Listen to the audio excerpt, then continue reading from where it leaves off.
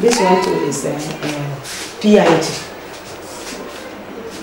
You know, people come, especially the private, they come in, and when you just deliver them and then they will start twisting.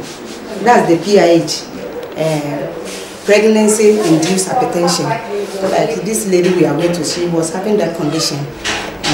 So when she comes in and we check the BP, and the BP is high, and then there's edema. We have these urine test kits. We will test it to see if there's sugar in urine. Those women, we don't deliver them here.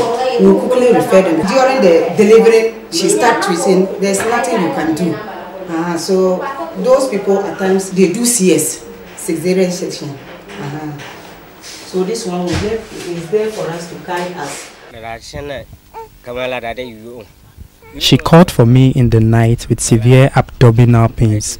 She asked me to call the TBA. Prior to the TBA's arrival, my wife and the lady with the phone stayed with Talata.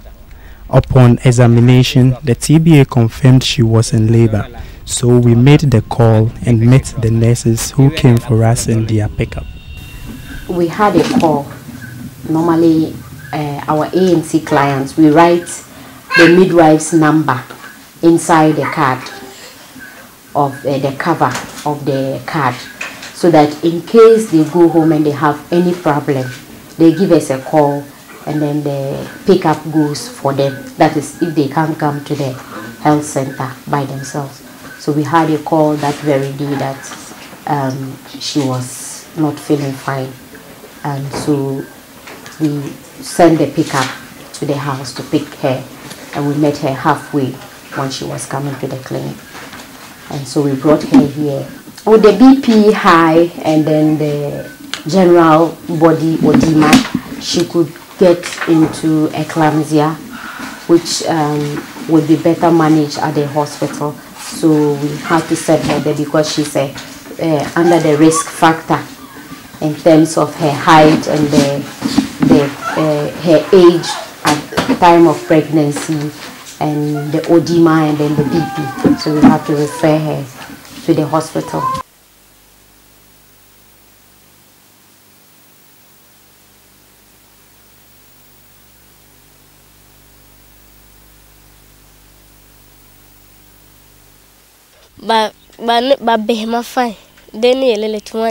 When I got pregnant, I didn't want to go for antenatal care.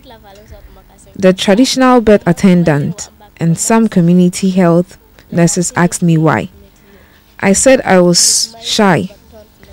My labor pains started one night. I called the TBA, and she called the nurses using a relative's phone.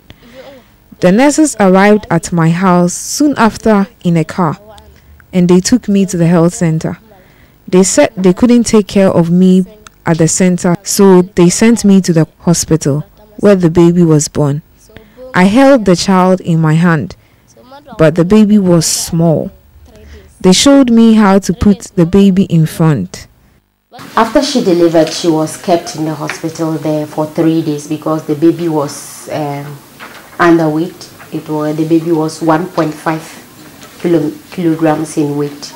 So they kept her there and wanted to start kangaroo mother care.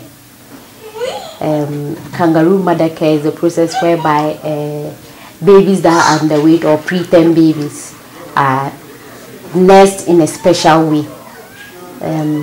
You don't back the child like the way we back other children. The mother puts the child in between her breast and back her that way to keep the child warm. And the baby is always all the time attached to the mother.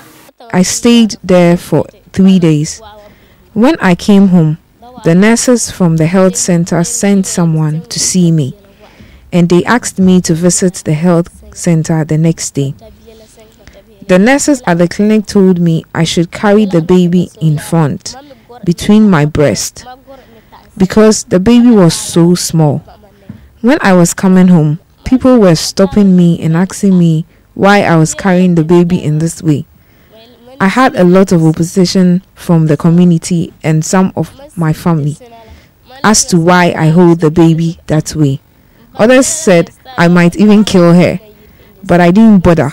That is how my baby survived. Initially, Talata did not want to tell me she was pregnant, but my experience with pregnancies helped me detect it early. I advised her to go for antenatal care, but she refused. I told her if she was not going to go for antenatal care, she should not get me involved when she was in labor.